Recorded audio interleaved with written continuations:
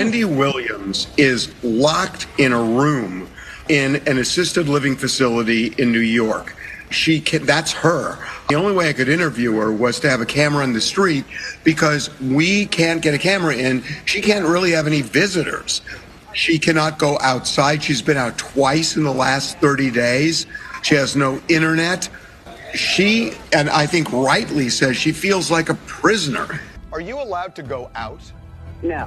In the last 30 days, I went out twice. She is in a guardianship.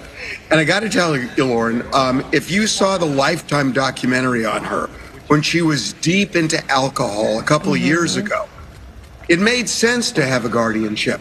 Wendy is sober now. She is fine.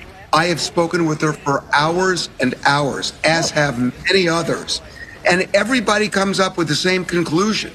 She's back to the old Wendy. Yet, she's not only in a guardianship, it's a guardianship that has essentially locked her up and thrown away the key.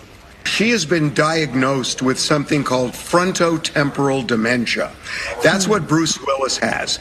That condition never gets better. It only gets worse. There is a similar diagnosis called alcohol-induced dementia. That can get better. Wendy is an alcoholic, and she was deep into alcohol. But the fact is, when you look at her 2 years ago, she's gotten better. There's no question. And was this a misdiagnosis? And if so, she's going to get a reevaluation. But for some reason, the Guardian said, we don't think the diagnosis is going to change. How can the Guardian say that? The Guardians only talk to her like once a month. And I got to tell you, I've talked to her for hours and hours and hours over the last month. And this woman is better.